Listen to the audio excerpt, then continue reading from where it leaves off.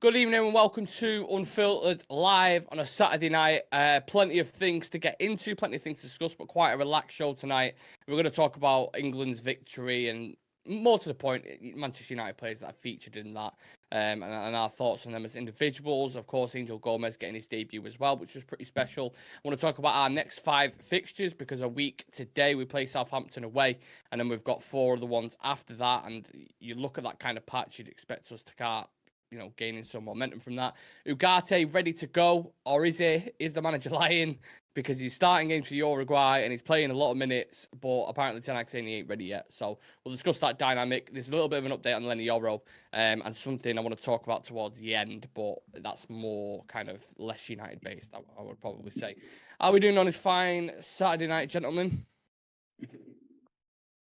Good, chilling, not much. Yeah. And apart from that was like an answer from MSN. Do you remember back in the day when your mate used to message you on MSN and say what you up to? Well, saying that with you guys, I don't know if you even had MSN. It was probably we had MSN. Acting him or something, wasn't it? I had MSN. Chivy had a Telegram and Morse code. That's what Chivy. Yeah. I had a Telegram, yeah. So yeah, that reference went straight over everyone's head. Yeah, are you good, Sam? Yeah, just headphones doing my fucking head in, but apart from that. Yeah, a little bit of a tricky start.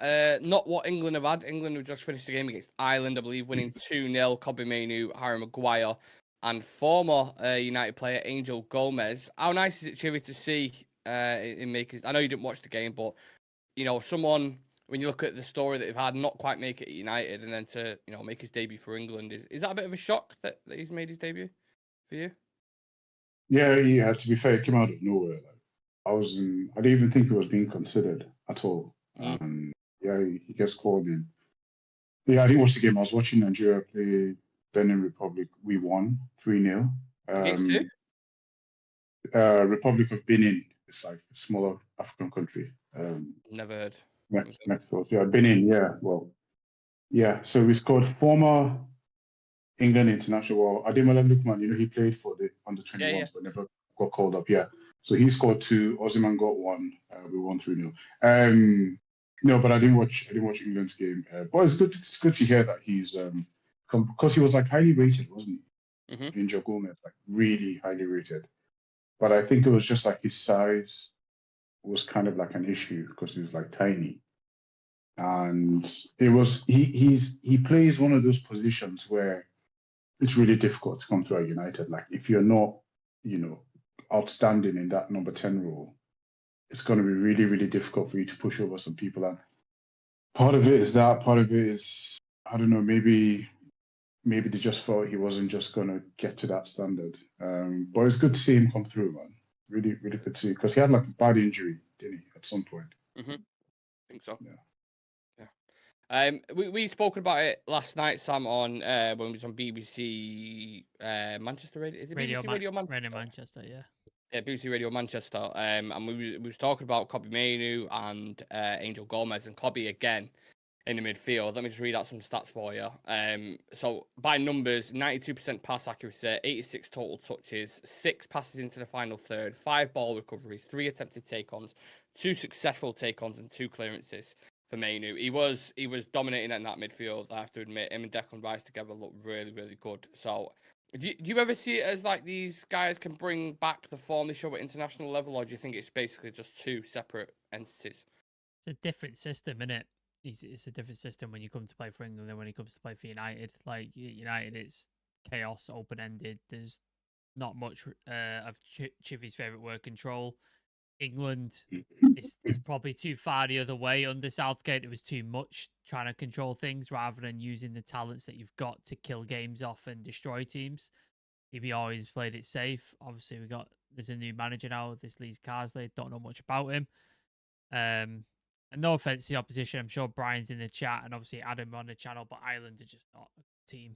Like they just aren't. They've got the script though, Sam. I've seen Grealish and Rice score. They have to score as well. Yeah, it's just ridiculous. So I think you're always going to look better in team when you're against sort of lower sort of opposition, and in the Nations League where the intensity isn't that high. It's not a tournament, so there's a lot of stuff. International football, again, it's not the standard, is it? So a lot of people look better than they do for club football. But I think United's system and form isn't helping Cobby at the minute. He's being asked to do a lot, whereas in England, everybody's got set responsibilities and he's able to carry him out for the most part. So yeah, he looked good, looked decent. He's always a baller. He's always a good dude to watch play. And yeah, happy for Angel Gomez. Me and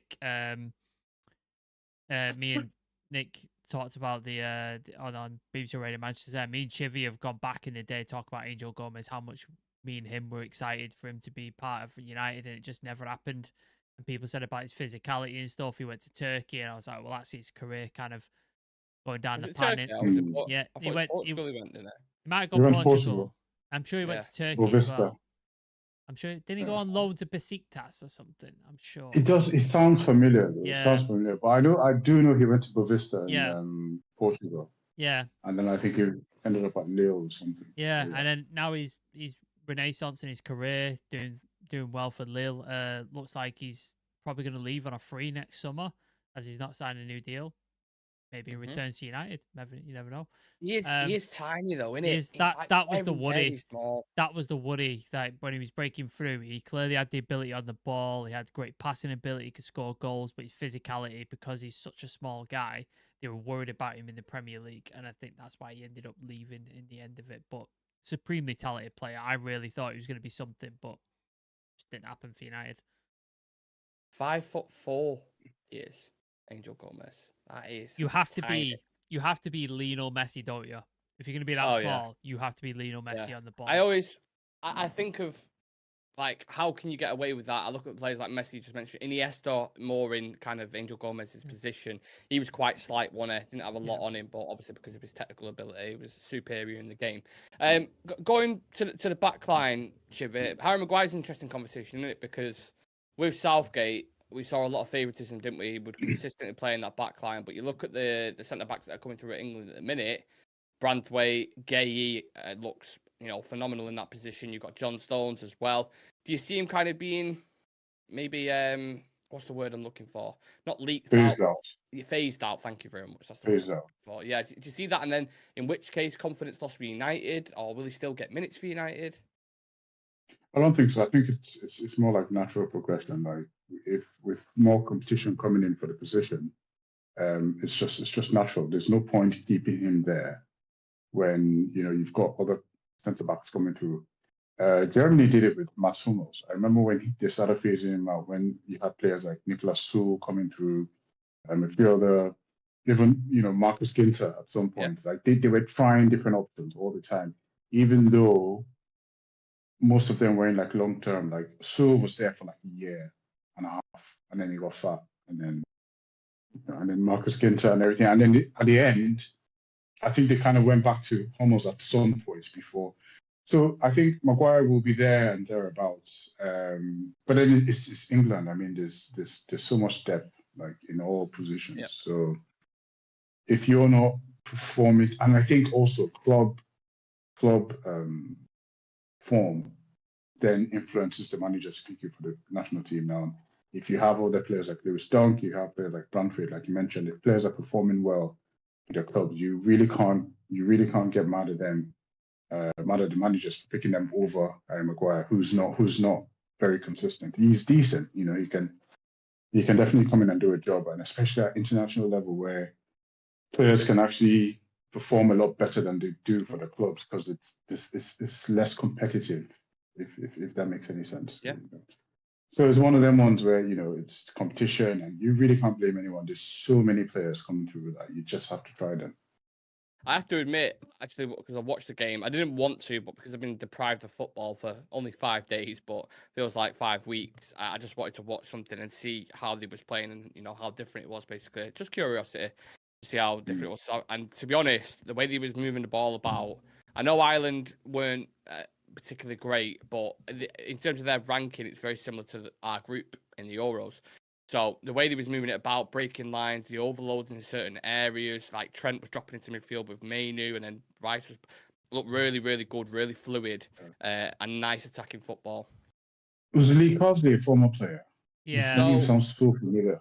Yeah, I think he played for Everton. And then he went into England, set up very similar to Southgate, how Southgate came through the ranks. has done like youth coaching, and then built his way up, and then got this on an interim basis. But football that he's playing is it's decent. But he's Irish, so he was against Ireland. We didn't sing the national anthem at the start because he didn't want them to, and everyone's losing their mind or load of shit. So yeah, it's just interesting game in many ways, I would say. So sometimes you just need like an unknown figure to just come in without the pressure. Like look what happened with Spain. Like just about remember when we're doing look at I didn't know him. People probably know him more in Spain, but then I don't think the rest of the world really knew who he was. And then he's just come in, no pressure. Everyone's wondering what's going to happen, and it's got them playing like he's been there for years and years. So you never know. Yeah, absolutely. Right. Thank you to everyone joining us on a Saturday night. You could be doing anything else right now in the world, but you are joining us, so appreciate you. Liam Jones saying, guys, are 3 minutes late. This is a joke. I feel like I'm getting PTSD from queuing for Oasis tickets last Saturday, Sam. Yeah, my fault. Apologies. My thingy was not working, my headphones. Moondog in the chat saying, gentlemen, how are we? Good. How are you, Moondog? Good. Yeah. Blitz Extreme P99, what a name. I forgot how small Angel is, my baller though. Yeah, good player, very good player. He had the second most assists in the French League last season, believe it or not. Yeah. Just behind. When you see him with the ball, like the ball is almost like the size of his knee. Like it's almost crazy, as high. It looks like Rocket League when he plays. He's absolutely tiny. Have you heard about Newcastle targeting Anthony? I've seen the reports. Not a chance. Not a fucking chance. Yeah, shut that down straight away. I can't see that happening. Danny's saying international football's awful and slow. Is anyone surprised England beat a poor team and United players played well? I guess I find it hard to disagree with that. I do. Yeah, I really do. Amrabat in the World Cup, for example, had a clip of him running alongside Mbappe, and then when he came towards, he only had 2 good games. That's from Joshua Owen. Sometimes academy players just aren't ready for the level. We never let go Salah or KDB like Chelsea did. Angel is good, but he's not elite. We wouldn't care if he won United Academy. It's from Danny. Danny was saying Carsley's not Irish. He was born in Birmingham. His nan's Irish. Well, he claims he's Irish. Like his status is he's an Irish. Like did he play? Did he play for Ireland as well? So I don't know. That's what I'm saying. I'm sure he played for the Irish national team. Yeah. Have a look. I'm not getting into technicalities. If it was his grandma or his, do you know what I mean? Like it says Irish on when England was playing. It says it's got an Ireland flag next to his name, so I presumed he was Irish. But I haven't done a family tree to go back and have a look. 40 appearances for Republic of Ireland senior team. So yeah, there you go. There you go. Brian, who is a fellow Irishman, my condolences, Brian. Hope you're okay.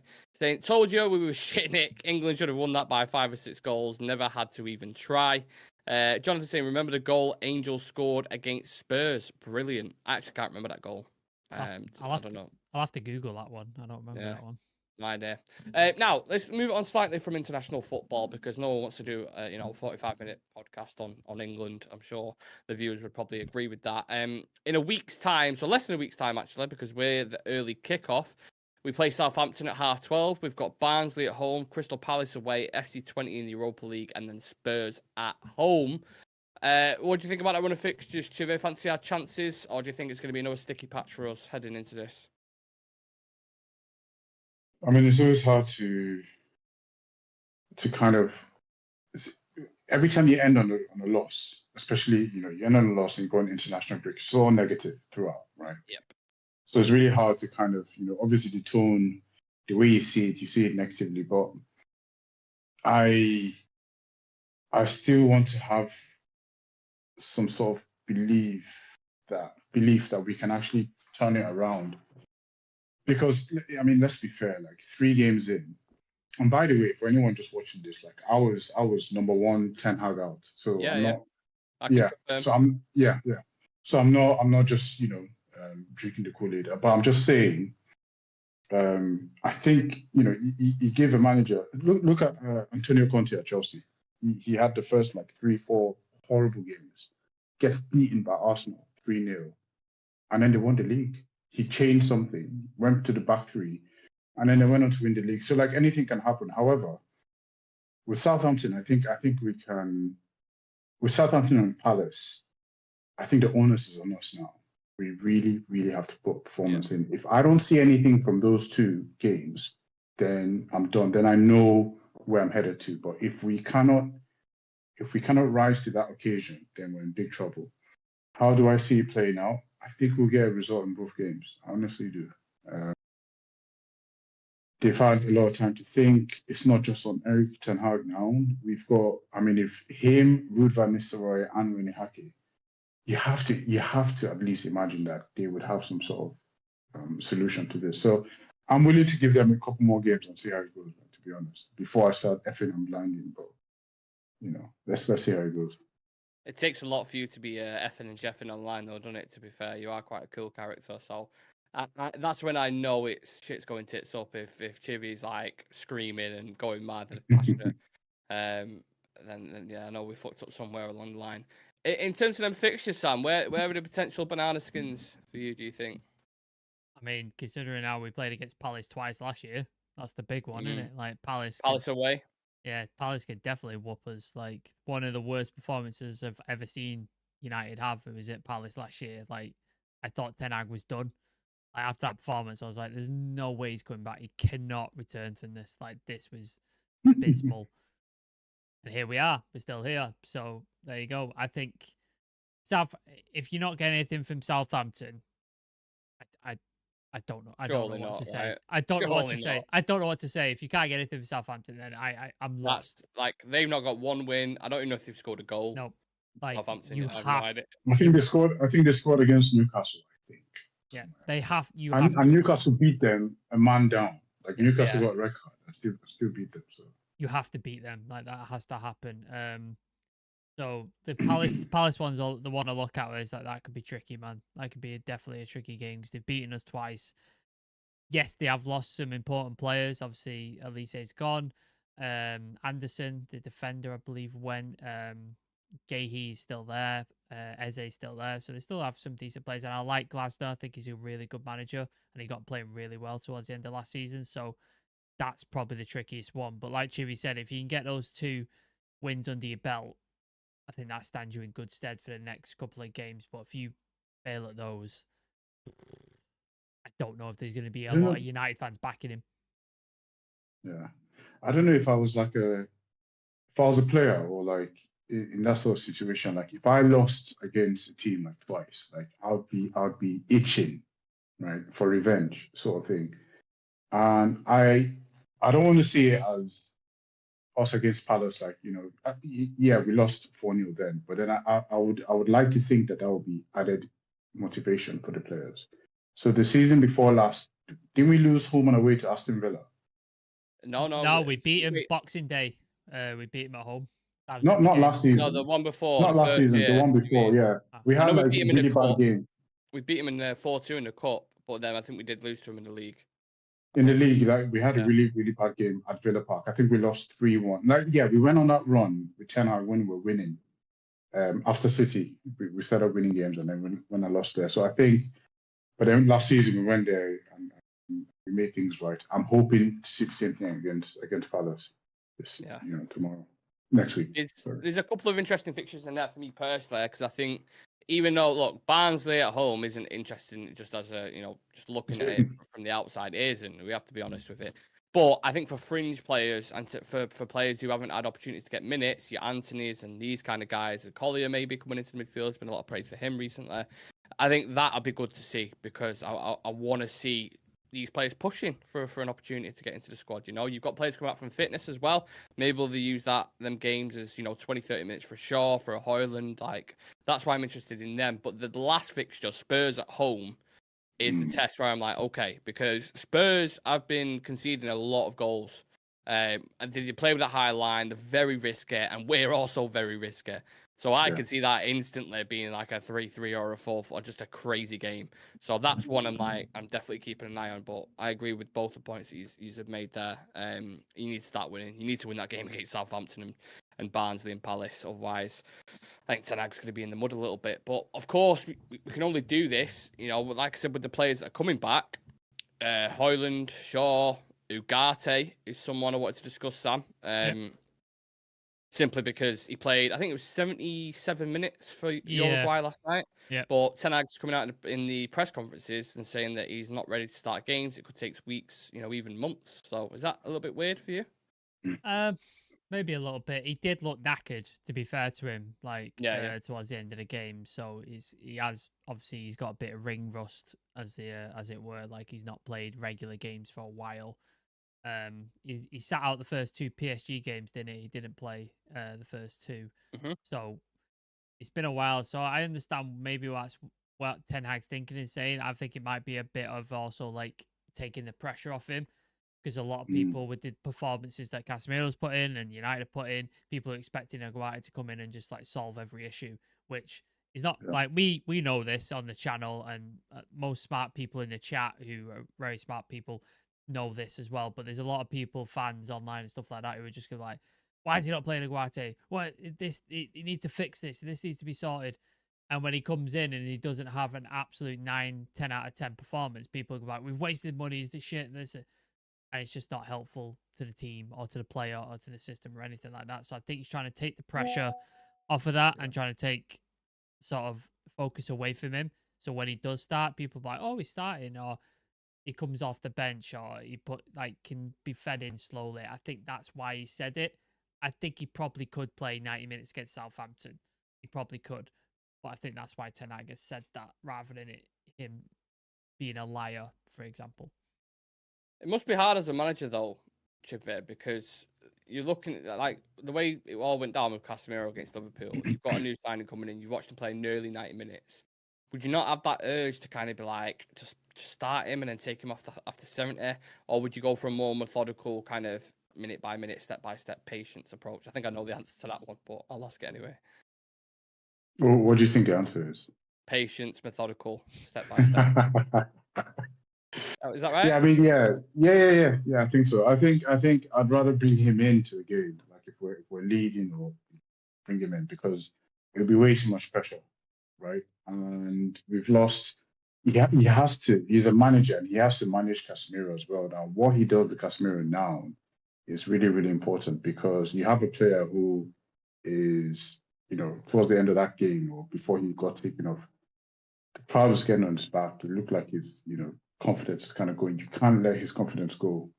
So you have to reassure him, right? So you play him, and then if everything goes well, then you have your player back. And then you can bring in, you have your Casemiro comes, you have him back. And then you can bring in Ugarte, to see how he works in the thing. Ten Hag hasn't really rushed players in, like apart from like Anthony and I think Lissandro. Everyone else was kind of just phased in to the team, all the new players. I wouldn't want him to rush in Ugarte as well, because right now, the main focus is Casemiro's crap. Bring Ugarte in to fix it. If you rush him in now, that doesn't work then, right? We're fucked. Or at least it looks like we're fucked. So you have to put up appearances. You have to phase him in, not put too much pressure on him. He's coming from a different league, a different mindset sort of thing. So some players take to Prem like that. Some players, it takes them time. You have to be patient with him. So I would be very, if I was the manager, I'd be very careful with how I introduce Ugarte in, because you can't just bring him in as the answer. You can't just do that. The answer has to be a change of system, and then Ugarte in to kind of fit the new system that you come up with.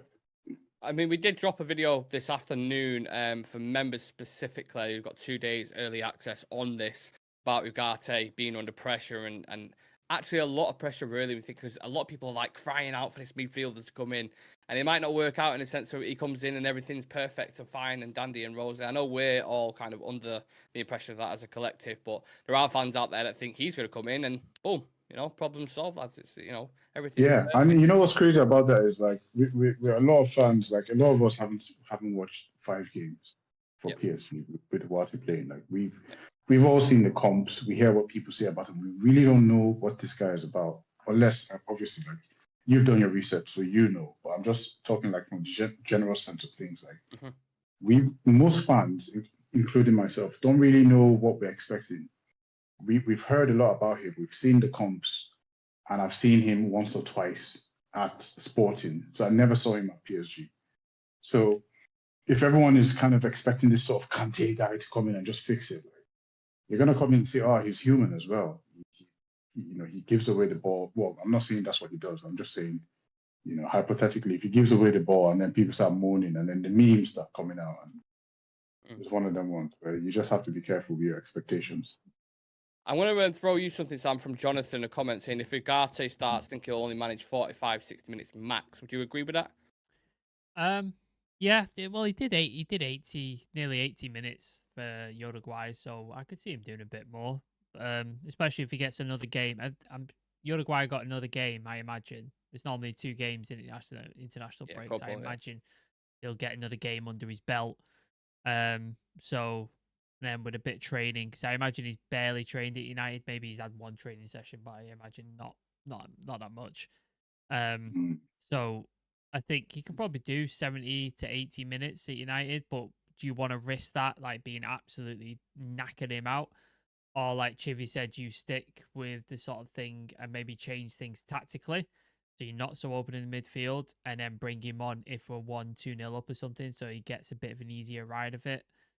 That's the sort of risk the manager's got to think about. It's like, do I chuck him in because I know he's going to show this system up that I want to play, or do I change the system and bed in Ugarte slowly into this team and give him the opportunity to sort of show who he's about and not just chuck him in at the deep end? Because you saw that with Toby Collier against Liverpool. Like, he took Casemiro off at half time and it's basically, yeah, Toby, mate, you're going to have to sort this. Deep end. I hit 20 years old against Liverpool and we're down and we're not looking like we're going to get back into it. That's a lot to ask of a 20-year-old. So, yeah, it's going to be interesting. I think he could play more minutes, but it just depends what Ten Hag wants to do, really, doesn't it? Lovely to see so many in the chat, by the way, on a Saturday night. Genuinely appreciate it, because obviously people have things to do. They're either busy on Saturdays, it's the time off, like they want to relax. So yeah, thank you very much for joining us, and appreciate all the comments. Please do leave a like on the video for us if you can. Danny's saying a sensible take on what the gaffer said and not the overreaction. Some thought that Ugarte is going to not play for months. Social media football, fan IQ is low, becoming Arsenal fans too high or too low. Arsenal are benchmark for like idiot fans on Twitter, aren't they? Or just stupid We're not takes in far off. general.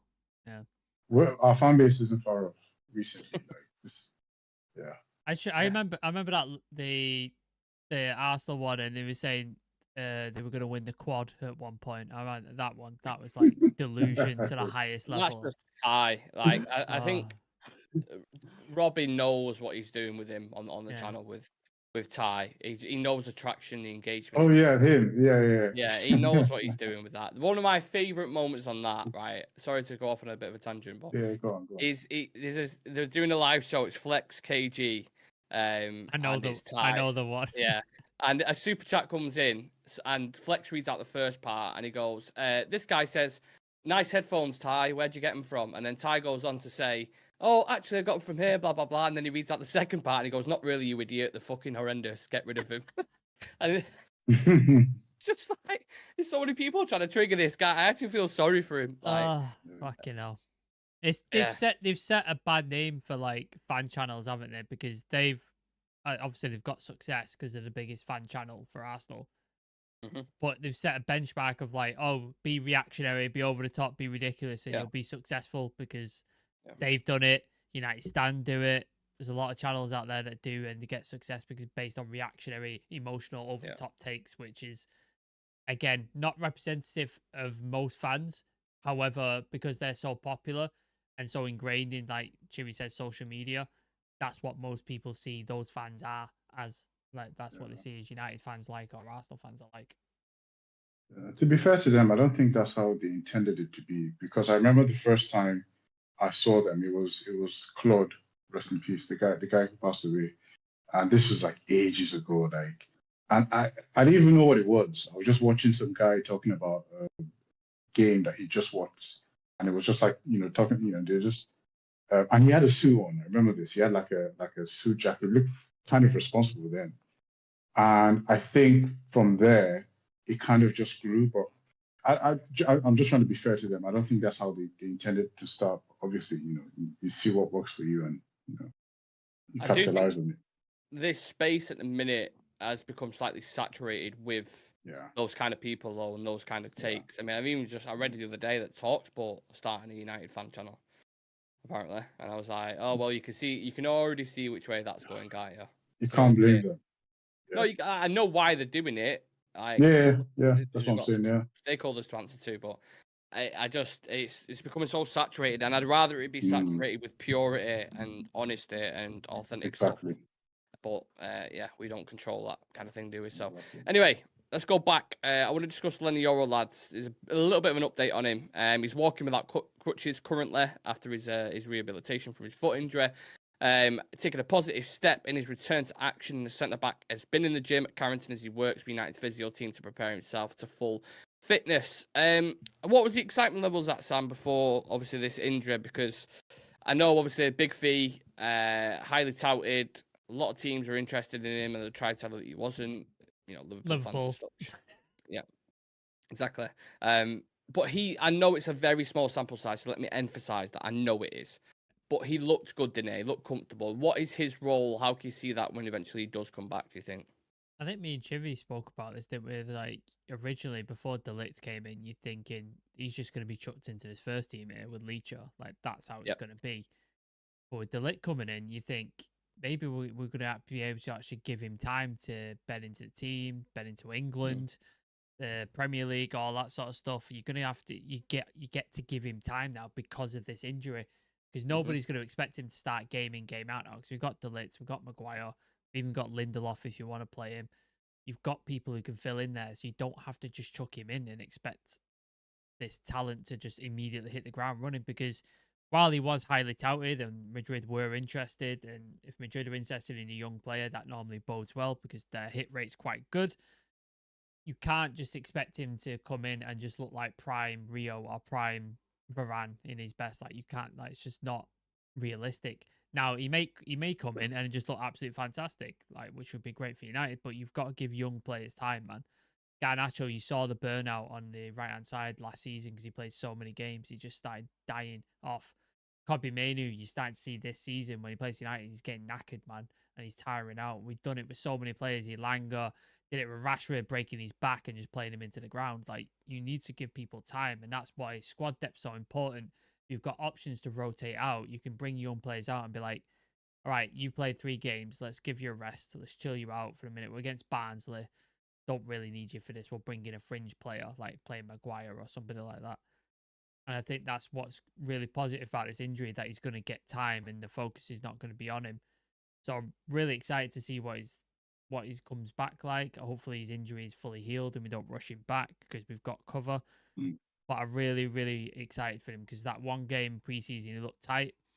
Really good passing, really good on the ball, excellent awareness. I thought he had every character that I liked in a defender. So I want to see him against like a legit team in a high pressure stakes game. That's what I want to see and see how he deals with it. But yeah, really excited to see him come back whenever he does come back. Well, there was talks, Jimmy, saying that maybe it's actually not better that he's got injured, but he can maybe acclimatise a little bit more with his teammates and being off and getting used to Manchester and just kind of getting his head, where he's at and stuff like that. Obviously, we had Mainoo as well last season, different positions, but he also came back in November and then hit the ground running. So do you think a talent like him can become undeniable in a side, because he does look like a very good prospect, and you look at how Leach has started the season, you don't know what's going to happen with injuries. Do you think he may end up getting more game time in that respect? I think so. I remember the first game he played, like I was watching when the game started, like he's comfortable with ball passing and all that. And you're just waiting for that moment. Like, okay, when are we going to see the hype, Because I didn't even know who he was until this summer. I was like, well, when are we going to see? And then he gives the ball away, and then the striker capitalizes. And then that recovery tackle that he makes, I was just like, okay, calm down. I was just like, okay. Mad about that. Yeah. There was an exact mirrored situation that happened at Lille on a compilation clip I watched of him where he lost it and recovered pace and got back in. So when that initially happened, I wasn't even that worried because I was like, he's got the pace to get back in. Whereas when Maguire, he hasn't. It wasn't like a rush. It was a clean tackle. Won the ball, and I was just like, okay, that's what we're looking at. Like, this is something that we can build on. So Yeah, awesome. But like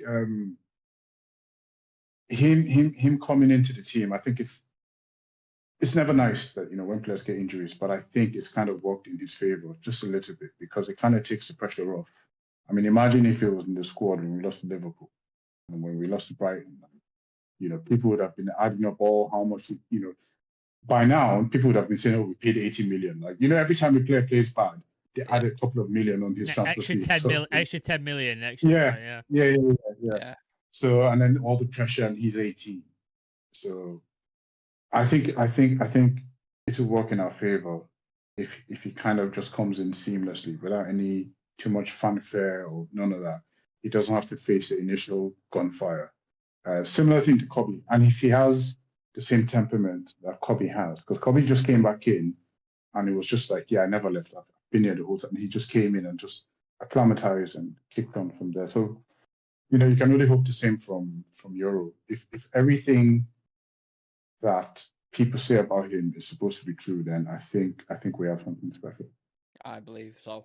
That's the one sign out of the 5 I'm looking at, and I think genuinely that's the best signing we've made for a bit. If he's going to turn into the player that I think he is, at the age profile that he's at, that is colossal. Because I remember the window on Varane when we missed it years ago, and you look at what he went on to achieve at Real Madrid. You're like, oh my god, can you imagine if we had a fit flying Rafael Varane for 10 solid years?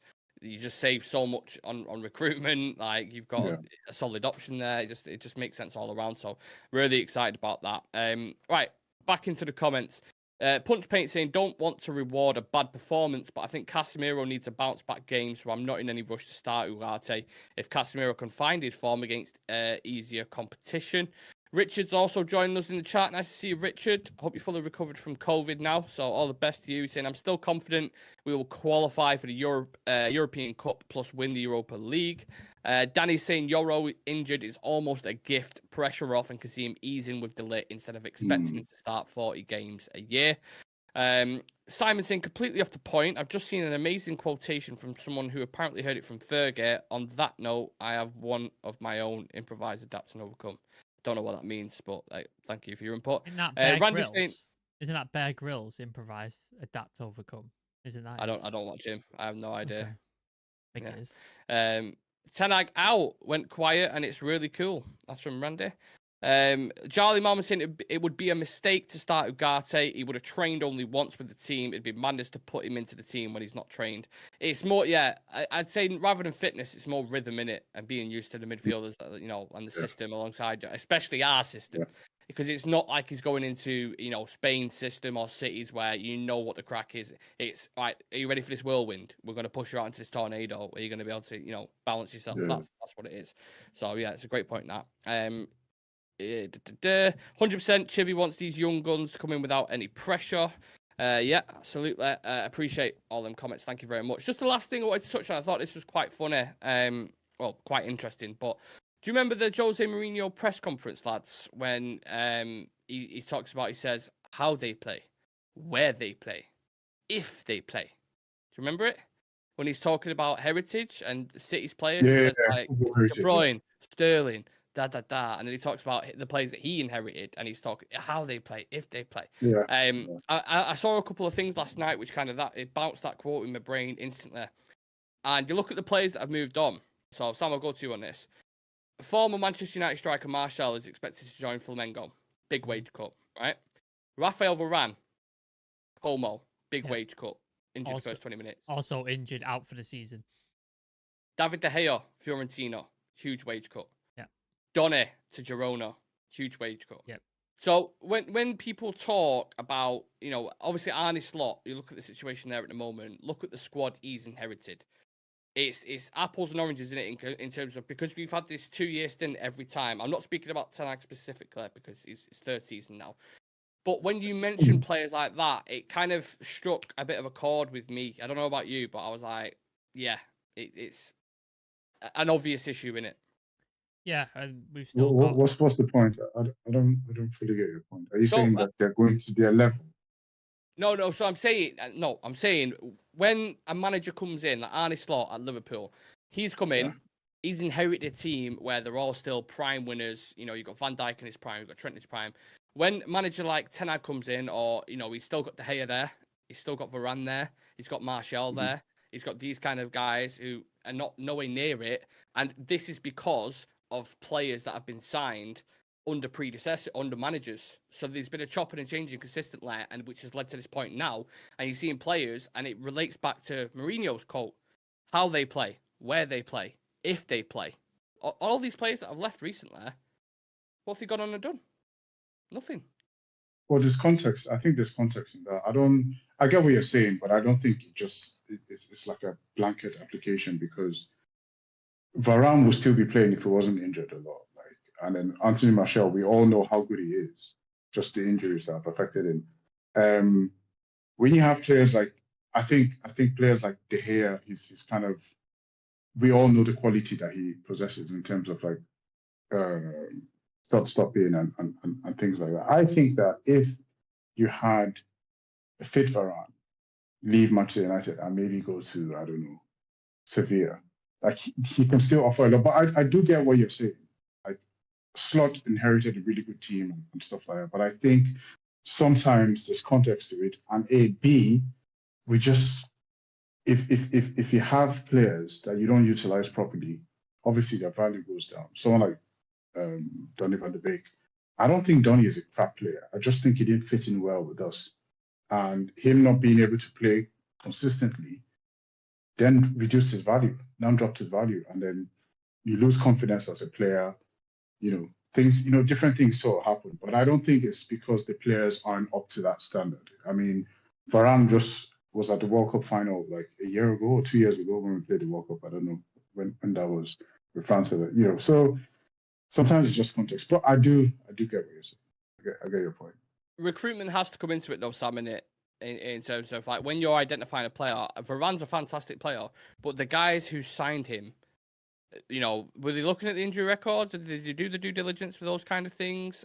Should you be signing a Rafael Varane at the age of 29, 30? Should you be signing a Casemiro at the age of 30 on £300,000 a week? No. Not at that wage. Not at those wages. Maybe sign them, yeah, but not you don't pay them stupid amounts.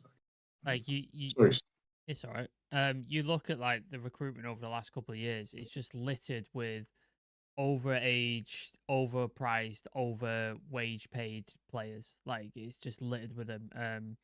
Varane, Casemiro, Cavani, Ronaldo. Like it's littered with them, and it's just like you can do that. You can sprinkle those players in when you have a functioning base of a team. Like if you've got a team that's doing well, and you just need that extra bit of sparkle, an extra bit of like thing to sort of push you over the edge, you can bring in a Ronaldo at the end, or you can bring in a Cavani and like use them. But when you're trying to put them into like square pegs into round holes and hoping they'll fix it, it's just not going to work. Like you have to develop from the ground up, not from the ceiling down. And those players are ceiling players. Those are players you bring in that are the extra special players. You have to build from the ground up, and that's what we've had to start. We've only just started that this year. Didn't do it the previous 2 years because we were running by John Murter and Richard Arnold, who were travelling about Barcelona 4 or 5 times, and then getting the pants pulled down in Turin by Rabiot's mum and Altovich. So essentially, this is the first year of like doing proper recruitment, proper due diligence, proper player structure, and proper players who were going to fit into the team regardless of the manager. Plus, excellent youth recruitment: Chidi Oba Martin, Sekou Kone, Samuel Lasala. What's his surname? Lasala. People like that. We weren't doing that under previous regimes. And then we've signed young players who are ready for the first team, but can also are not at their peak yet, so they will grow with the team. Joshua Zirkzee, Leny Yoro, Manuel Ugarte, like people like that. So this is the first year where we've got proper recruitment, proper structure, and it shows because none of them are on ridiculous wages. None of them are over the hill. None of them are superstars in their own right yet, but they're all potential and they're all could do really, really well for Manchester United. We've still got a couple of players like Marcus Rashford. Jadon Sancho's technically still a United player, but obviously, is it Chelsea finish above 14th? He goes. I think that's the squad. So you've still got people on the books where you're like, they're on too much money for what they're doing at United and the level they're at. So we still need to get rid of those players, but the players we've brought in so far, I think we've done extremely well. And previous regimes is still hanging over us, unfortunately, and it will do for the next couple of seasons till we completely refresh the squad. The difference is, by the end of Varane's contract, he's unable to play 90 minutes on a regular basis, and he's on a giant wage. Same with Casemiro. By the time he finishes, he's going to be 34 if he stays for the rest of his contract. There's no longevity in that whatsoever. I don't mind the odd experienced players because you do need them. Look at the City who just brought back Gundogan. Sometimes you need that little bit of extra. But having these players now, like Sam rightfully just mentioned, Yoro, Xerxes, Ugarte, all under 24. So if they stay for 5 years, they'll be in the prime by the time if we want to sell them. So it just makes sense. And that's the only kind of thing I was referencing to. What football heritage? What is the manager coming into? And I think the players that we've moved on, you've seen they're not worth the wage first and foremost that we've paid them, because I think the wages are ridiculous. I mean, the 3 players I mentioned, Martial, De Gea, and Varane, like $1 million a week between them, which is crazy, absolutely crazy. But yeah, that's decisions again from the past, innit? This comes to haunt us, I suppose.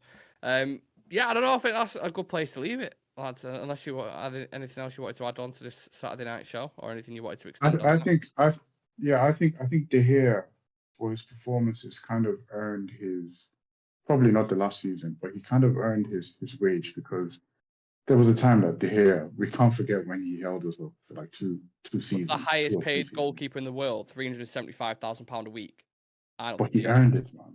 I don't think so. I think he absolutely earned it. I mean, there was a time when it was just De Gea. Like we literally were just relying on him. Now, yeah, maybe that amount was a bit exorbitant, of course. That's phenomenal. But then, yeah.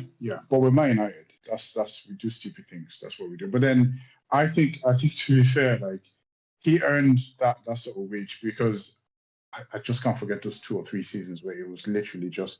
I mean, the Arsenal game where we won, but like they had how many shots? 20-something shots. They had made like 10 saves. And it was just insane. Like we saw, and it was a repeated thing that season where he was just, So, and I agree with you. Yeah, we do need the odd experienced player here and there. It's just the length of contract and the amount of money they've been given is I think it was a bit stupid. But I think when you have people who don't have any experience in football, right, dealing in football, and you have people like that, obviously they're going to be, they wouldn't have a clue really of what they're doing. But yeah, it's good that those days are over, at least, and we can look forward to it. Finally. Yeah. Sam, I'll end on this because it's the last comment. Our previous recruiting team left us in a bad situation. It'll take Ineos 2 years to correct the problem, and in the 3rd year we'll challenge. Finish with that. What Sir Jim said, wasn't it? Sir Jim said it's take 2 or 3 years before we are going to be in a position where we can push for those things. Recruitment so far has gone well. Everything else is the training ground upgrades, stadium, scouting, all that sort of stuff. Everything else is going well. It's just, as me and Chivia spoke about multiple times, you have to get stuff right on the pitch. When stuff's going right on the pitch, everything else will flow with it. And at the minute, stuff on the pitch is not going well. So all that other stuff is fantastic and it's great, and I think was needed, and I really like what's happening. However, most important thing to me is winning on the pitch and having a style of play that we can get behind. At the minute, we don't have that. As soon as we have that, everything else it'll start rolling like the ball in Indiana Jones. We'll just start picking up momentum. But until we do that, whether it's with this manager or with another manager, it remains to be seen. But that's what I want to see next. Let's get something done on the pitch. Let's see some momentum. If we see that now, I think, yeah, we'll be good to go because everything else is in place. I think that's a good place. Nick, can I ask you something, Nick, very quickly? Like, who else would you like to see like leave the club? Like we've gone through Varane, and who else left? Martial, Varane, Donny left. I mean, like, what other players? Pelistri left, yeah. So if you had to name maybe 4 or 5 players in the current team now that need to be phased out as well, like who else would you go for? For different reasons, some injury, some being bit parts, some, I think the left backs, Shaw, is something that I would take a look at 1,000,000%. he's one of the top 10 highest, not just because of wages, but he's one of the top 10 highest earners, and he's never ever available either. So that's just a hand in hand thing that I think. Maguire or Lindelof, I think, needs to be moved on. I don't mind one of them as a third or fourth choice, but I think you've got Yoro, De Ligt, and Lissandro now. Casemiro is an obvious one, but I think even with Ugarte coming in, he may still offer something if he's deployed a little bit higher up the pitch. No, but he's here now. So, like, if we're just going to do it for like next summer, let's say. Yeah, next... Casemiro. Yeah. So adding to the list. 100%. Mason Mount, if he doesn't, I love Mason Mount. You guys know that. I've said it a million times before. But he's another one, £250,000 a week. If he's unfit for the rest of the season now, what do you do? Can you even sell him? I don't know. Maybe he ends up in a similar situation to Martial, Varane, etc. And then Rashford is someone I would look at if he's the same again this season. Yeah, I don't think you can keep him starting every game for another season. Otherwise, that's just fucking stupid naivety, innit? If you do that, surely, So that's who I'd get rid of anyway. Pretty much. Yeah. Happy? We all good? Finish on that? Yeah. Awesome. All right. Thank you very much, everyone, for joining us. Don't forget, tomorrow, what did we do? Fucking hell. I forgot. I'm telling you guys, don't forget, and I forgot. Sunday Social. Yeah, that's what I was looking for. Jesus Christ. Flagship show almost of this channel. Love a good old Sunday Social. So we'll be live at 12 o'clock and 7. And then next week, that is when the guest interviews start. And obviously, we have the Southampton preview as well. So busy. Check us out on socials, Instagram, TikTok, and Twitter. It's all popping off over on there at the moment. And yeah, hopefully I'll see you guys tomorrow. Come and join us. Appreciate every single one of you. We're 9 subs off 6,800. So if you're new to the channel and you've just found us through wherever it's been, hit that subscribe button. And me, Sam, and Civir, I'll see you in the next one. Take it easy, everyone. Shout out Toby Collier.